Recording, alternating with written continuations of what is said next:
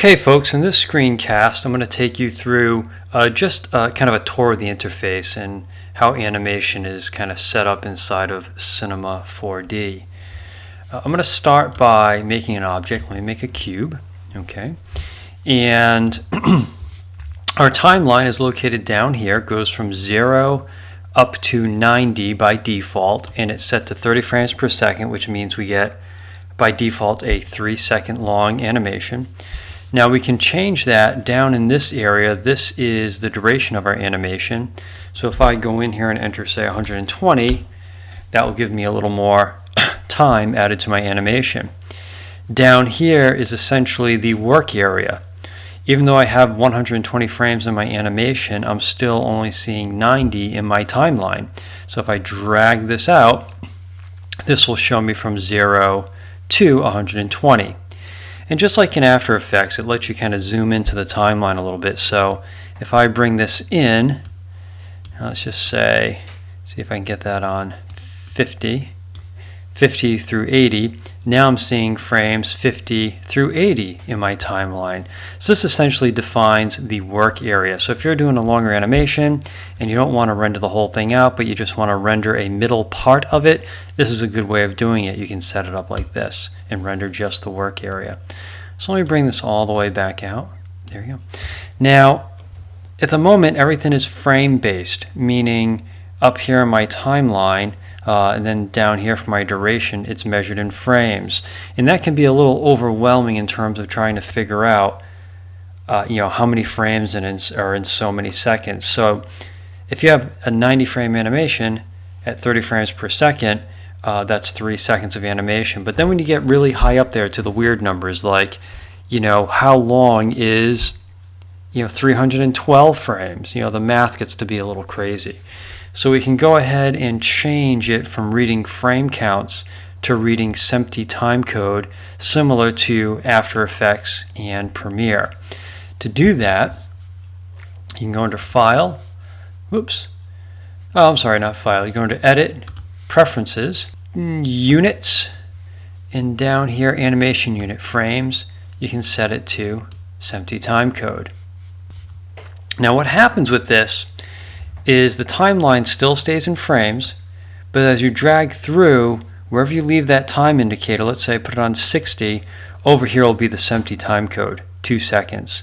And it will also read SMPTE timecode down here. So it doesn't put it in the timeline here, probably because it would be too congested looking. It will appear someplace else later on, but right now you won't see it in the timeline right here. But if you drop your current time marker on any frame here in the timeline, you will get the SMPTE timecode conversion off to the side, which is kind of nice.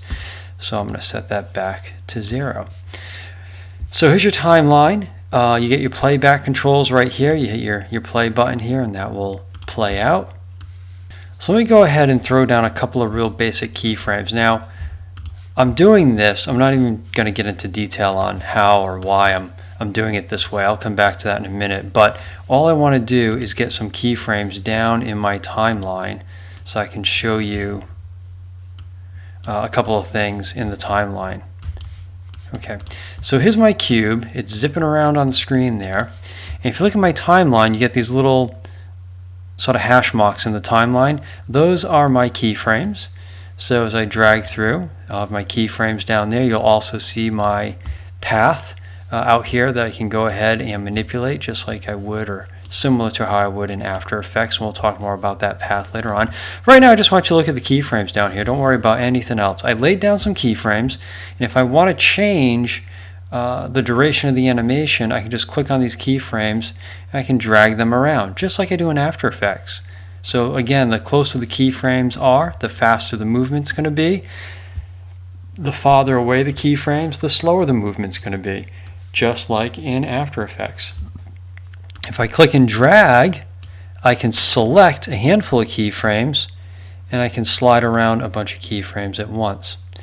Now I'm showing you this, one, just so you can see some really basic manipulation of the keyframes, but also, check this out, I'm going to make a sphere. Same thing, I think I'm going to go ahead and just make some keyframes for that sphere. So now that's moving around. got the sphere going, got the cube going. You'll only see down here on this timeline, let me deselect this for a minute, you'll only see on this timeline the keyframes for the active object. Like right now, none of my objects are selected, so there's no keyframes. If I click on the cube, you'll see the keyframes for the cube. If I click on the sphere, you'll see the keyframes that are related to the sphere. It only shows you in this little timeline here the keyframes for the active item. And that's because if you can maybe imagine having 10, 15, 20 things moving on the screen, you would have a ton of keyframes. You wouldn't know what belonged to what. It would just be very confusing. So on this basic timeline, you'll only see the keyframes for the active item. It doesn't mean other stuff isn't moving. You're just not seeing the keyframes unless the object is selected. Now, if you select two objects at a time, you'll see the keyframes for both of those objects or items.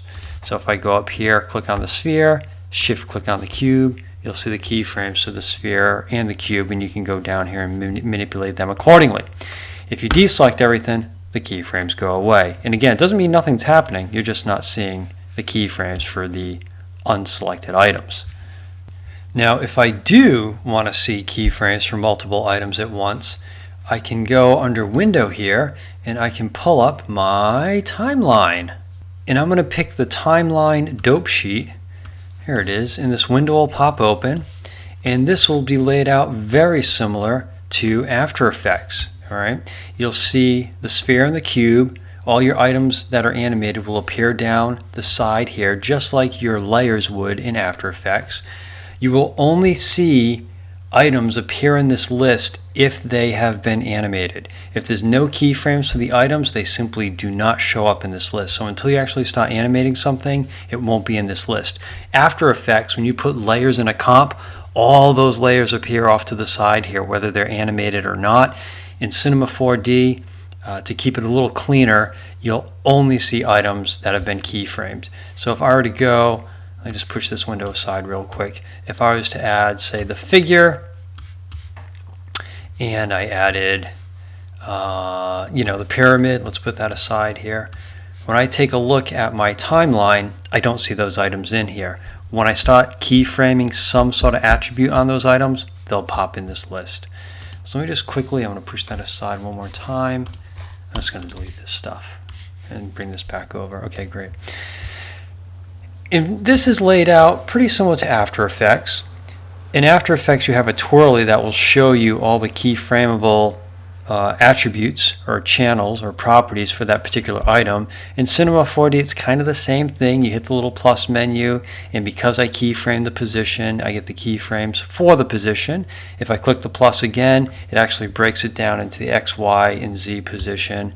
Rotation and scale, it would be the same thing. Once those things have been animated over time, they'll start to appear in this list as well.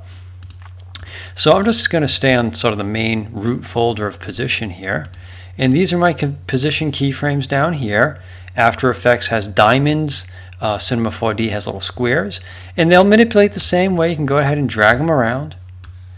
Now my window is not showing me all the keyframes. It's only showing me the first 3 seconds. If I want to see everything, I can hit H on my keyboard. I don't know if you remember the shortcut key for fitting all your objects to a window inside Cinema 4D. You hit H and it makes all the items fit in the window. Well, if you are in the timeline window and hit H, it makes all the keyframes fit inside your timeline window.